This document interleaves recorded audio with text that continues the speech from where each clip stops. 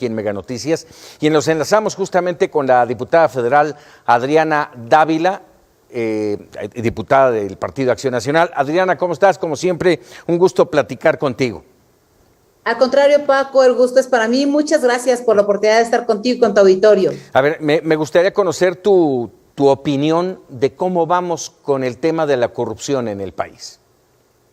Bueno, yo creo que habría que preguntarle al presidente de la República con el último video que acaba de salir de su hermano, ¿no? Seguramente el día de mañana escuchaba con atención lo que decías, a ver qué se dice, y lo que creo es que no se dirá nada. Seguramente el presidente dirá que es otra aportación del pueblo bueno que llega a las manos de uno de los hermanos y que evidencia la forma en la que operó durante estos 18 años por lo menos, yo digo que un poco más, pero estos 18 años en los que operó el presidente López Obrador para hacer su campaña político-electoral durante tanto tiempo, con 200 pesos, diría él, en la cartera y sin ninguna tarjeta.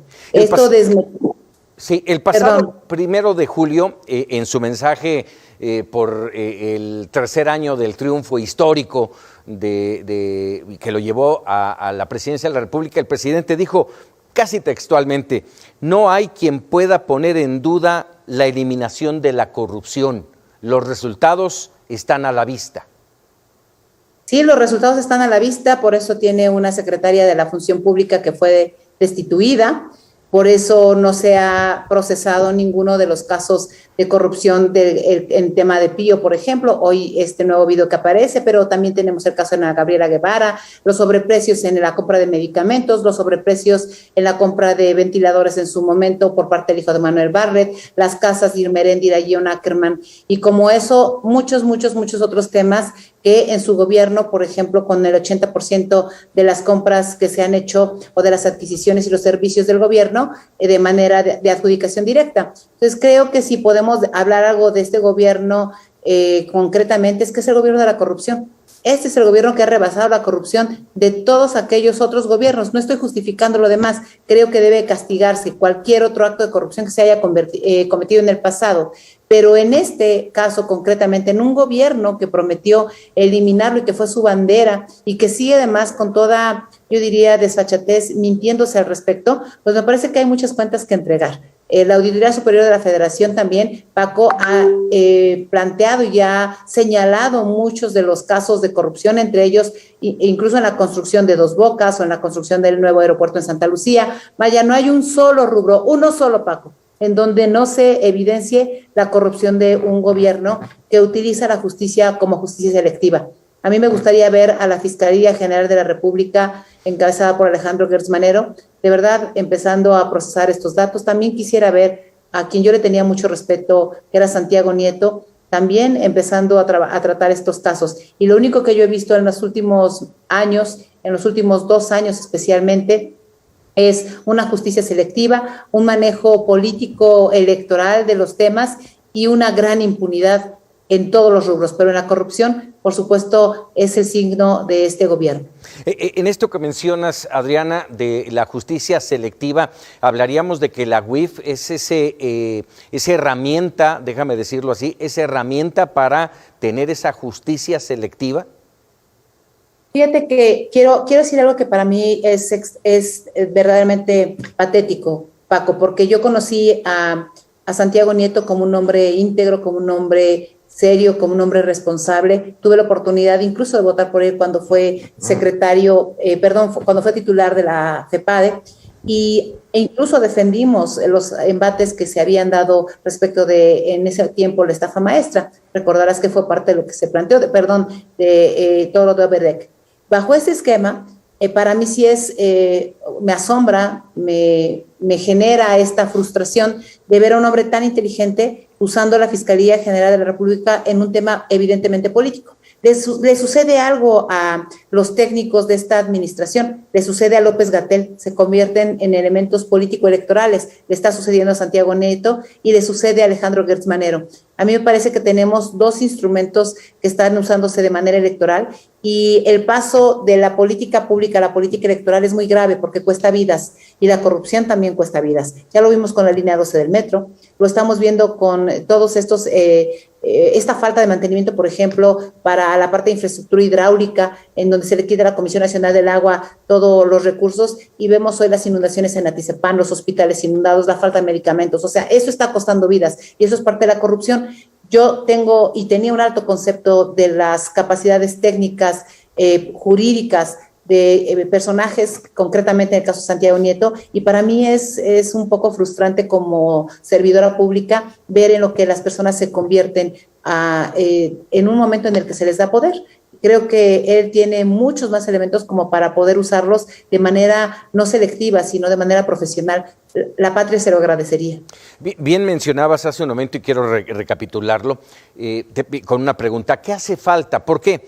Porque a lo largo de la historia, el tema de la corrupción ha estado en boca prácticamente de todos los funcionarios públicos, de los presidentes que han pasado por la historia de nuestro país. Todos hablan de acabar con la corrupción y ni el PRI, ni el PAN y ahora tampoco Morena han hecho, es una perspectiva personal, han hecho nada. ¿Qué se tiene que hacer? Hay muchas cosas por las que los gobiernos y quienes estuvimos en los gobiernos tendríamos que estar ofreciendo disculpas, pero además tendríamos que estar aplicando la ley. Lo que me parece ahora en este momento, con toda claridad, Paco, es que la principal bandera del presidente fue: yo no soy corrupto, hay que acabar con la corrupción. Y yo no había visto en el tiempo que tengo de hacer política, cerca de 26 años, con tanta desfachatez negar algo que a todos ojos es visto. Es como si estuvieras frente a un espejo y de pronto ves al presidente que se niega a encontrar en su gobierno las respuestas de algo que no sabe responder. Perdóname que sea tan enredado lo que te estoy diciendo, pero finalmente lo que yo veo es un presidente que, teniendo esta fuerza ciudadana tan importante con la que llegó, podía haber hecho un mejor papel, entendiendo que no es negando los problemas como se resuelven. Y él, recuerdo perfectamente las palabras que dijo: yo puedo responder por mi hijo pequeño, por el resto no, pero sigue respondiendo por sus servidores públicos, sigue respondiendo por sus hermanos, sigue respondiendo por sus cercanos, sus allegados, su propio gobierno, y sigue justificando todo esto como si estuviera envuelto en un halo casi celestial que le permite perdonarse o autoperdonarse todas estas cosas. Y eso es muy grave, porque negar la realidad habla justamente de que lo que está viviendo el presidente está encerrado en un palacio de cristal que pronto puede romperse, y cuando se rompe ese palacio de cristal, queda desnudo todo lo que no se está haciendo. Las mentiras, tarde que temprano, no solo las estamos viendo nosotros como ciudadanos o como clase política o como adversarios, como él quiere llamarles, le está viendo el resto de las personas, y son como permisos para que toda la gente pueda hacer lo que quiera, y además ya no haya quien castigue estas acciones. Yo haría un llamado muy respetuoso a que el gobierno atienda con seriedad este tipo de cuestiones. Te puedo asegurar que el día de mañana la respuesta son las aportaciones del pueblo bueno. Y va a desviar este tema son nuestros adversarios quienes están generando esta campaña, porque se va a negar a hablar de la realidad. El presidente tiene un enorme miedo, el enorme miedo de enfrentarse a la realidad que lo golpea todos los días, y de lo que, si no es capaz de enfrentar, tarde que temprano será esta verdad la que lo destruye. Adriana, déjame aprovechar que tenemos la oportunidad de esta conversación contigo. Decías hace un momento, 26 años de carrera política de Adriana Dávila. ¿Ya estás lista para dirigir al Partido Acción Nacional? Yo esperaré pronto, Paco, que salga la convocatoria, que mi partido entienda que es la democracia interna la que nos va a hacer más fuertes, que esto mismo que estamos pidiendo afuera con toda claridad, Paco, hacia el gobierno federal, tenemos que ser congruentes con vivirlo dentro. Y yo estoy confiada en que el PAN entenderá, los panistas libres de este país, y estoy hablando de los militantes que son los que votan, pero también los panistas que son ciudadanos y que confían en Acción Nacional, entenderán que lo que vivimos en el 2021, en el 2018, es más, desde el 2009, no puede ser la repetición constante ni la justificación de lo que hemos estado enfrentando en los últimos años ante un gobierno como el que estamos nosotros viviendo, porque necesitamos tener congruencia y ética pública.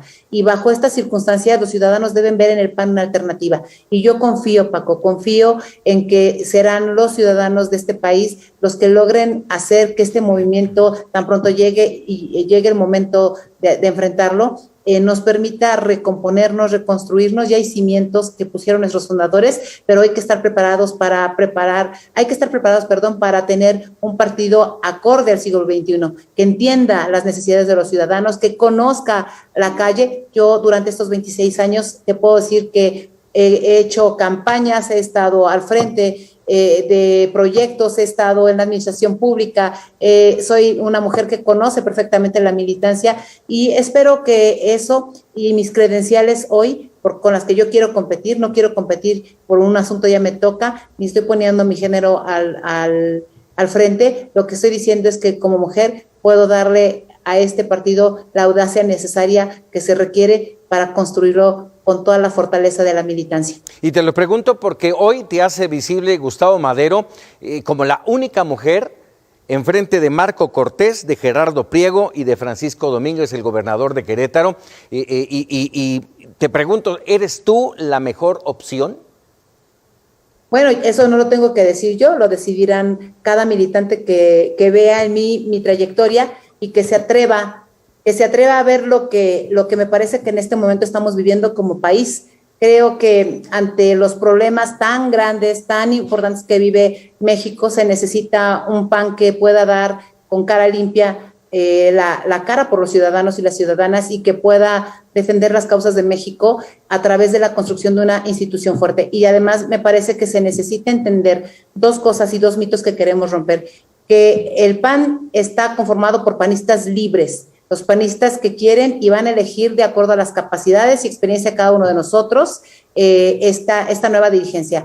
Y que segundo, se desmitifique este tema de que la sororidad es solo un asunto de papel. Yo espero y veré cómo reaccionamos las mujeres que queremos abrir camino para otras mujeres de aquí. Insisto, no es mi carta credencial principal. Mi carta credencial es mi experiencia, mi trayectoria, mi capacidad y la posibilidad de competir, que no en igualdad de condiciones, porque no las tenemos, porque no las hay, porque no tenemos un padrón claro, porque no tenemos el piso parejo, porque yo no he recorrido el país con los recursos del partido, pero sí con toda la fuerza y voluntad que se necesitan para entender el México y este México, del siglo XXI, pero un PAN que necesita estar a la altura del México del siglo XXI.